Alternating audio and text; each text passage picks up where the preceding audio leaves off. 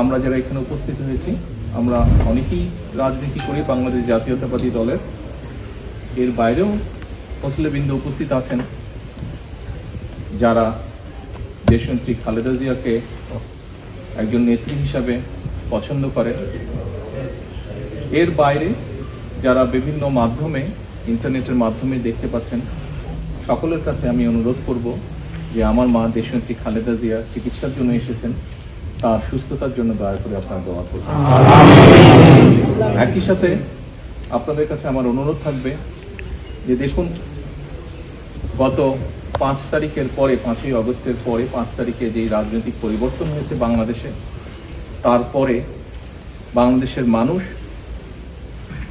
এমন একটি বাংলাদেশের প্রত্যাশা করছে যেখানে মানুষের অনেক কিছু প্রত্যাশা হয়তো পর্যায়ক্রমিকভাবে সাধারণ মানুষের যে চিন্তা ভাবনা দেশ নিয়ে, সেরকম একটি দেশ আমরা গঠন করতে সক্ষম হব। দেশ 1971 সালে বাংলাদেশের মানুষ মুক্তিযোদ্ধারা যুদ্ধ করে স্বাধীন করেছেন। আপনাদের কাছে আমার অনুরোধ থাকবে যে আসুন, যেই বাংলাদেশ স্বাধীন করার জন্য যে মানুষগুলো জান কোরবান করেছেন তাদেরকেও আমরা আমাদের দোয়ায় আজকে শামিল রাখবো। একই সাথে বাংলাদেশের যে গণতন্ত্র বাংলাদেশের মানুষের প্রত্যাশা, সেই গণতন্ত্র অনেকবার পুনঃপ্রতিষ্ঠা করার চেষ্টা করা হয়েছে, আবার ষড়যন্ত্রকারীরা সেই গণতন্ত্রকে ছিনিয়েও নিয়ে গিয়ে। কিন্তু দেশ স্বাধীনের পর থেকে, বিশেষ করে 90 এবং পরবর্তীতে যে স্বৈরাচার দেশ থেকে পালিয়ে গিয়েছে 5 তারিখে, সেই স্বৈরাচারের সময় বিগত 15 বছর বিএনপি সহ বিরোধী দলের অন্যান্য বিরোধী দলের নেতাকর্মী শহীদ হয়েছেন, গুম হয়েছেন, খুন হয়েছেন, অত্যাচারিত হয়েছেন, নির্যাতিত হয়েছেন।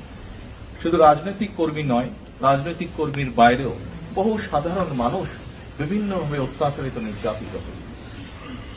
এর বাইরে বিগত জুলাই আগস্টের আন্দোলনের সময় বহু মানুষ, দল মত নির্বিশেষে বহু মানুষ শহীদ হয়েছে। প্রায় 2000-এর মতন মানুষকে হত্যা করেছিল পালিয়ে যাওয়া যে স্বৈরাচার তারা। 30,000-এর মতন মানুষ বিভিন্নভাবে ইনজিওর্ড হয়েছে, জখম হয়েছে। আসুন আমরা আজকে এই সকল শহীদ এবং সকল অত্যাচারিত, নির্যাতিত মানুষের জন্য হাত তুলে আল্লাহর দরবারে দোয়া করব, দল মত নির্বিশেষে, সে যে দলেরই হোক না কেন।